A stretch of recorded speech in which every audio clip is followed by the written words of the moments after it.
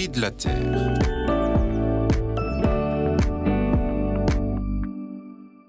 Au tout début de cette chronique, nous nous étions intéressés à un jeune courlis cendré, équipé d'une balise GPS juste avant son départ en migration.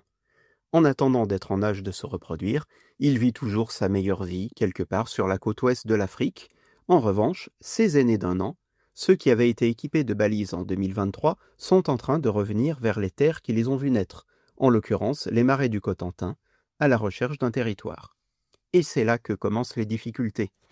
Les balises nous montrent des oiseaux qui cherchent, tournent en rond, se posent ici ou là, écument tout le département de la Manche et ses voisins sans trouver où se fixer. Il y a 50 ou 60 ans, ils auraient eu beaucoup moins de mal à dégoter une belle prairie humide bien plane, avec la vue bien dégagée, pleine d'insectes et d'autres proies invertébrées. Seulement voilà, la majeure partie des prairies permanentes, jamais labourées, à la flore aussi riche que leur faune, ont été transformées en cultures ou en prés de fauche intensifs, les zones humides ont été drainées, et le courlis, qui était autrefois une espèce répandue en France dans toutes les zones un peu planes, n'a plus que de faibles surfaces à sa disposition. Des surfaces sur lesquelles nos jeunes oiseaux revenant d'Afrique trouvent des couples déjà bien installés, leurs parents peut-être, peu désireux de partager. Ces prairies humides des Cotentins, qui les ont vus naître donc, ont d'ailleurs bien failli disparaître à leur tour dans les années 90.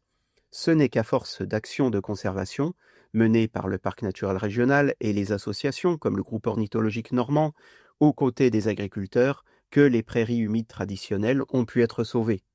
Sans la poursuite de ce travail, il n'y aura pas de belle histoire pour les courlis, ni d'ailleurs pour les cigognes, les gorges bleues, les bergeronnettes printanières et tous les autres habitants des marais. Des milliers d'espèces ne pourront bientôt plus rendre gloire à Dieu. Nous n'en avons pas le droit, rappelle le pape François dans l'encyclique Laudato Si, dont nous allons bientôt fêter les 10 ans. Aujourd'hui, le courlis chante encore la louange du Créateur avec ses trilles flûtées, dans ses derniers bastions, çà et là en Europe. Comme toutes les autres espèces, il nous est confié, à nous d'être à la hauteur de la mission.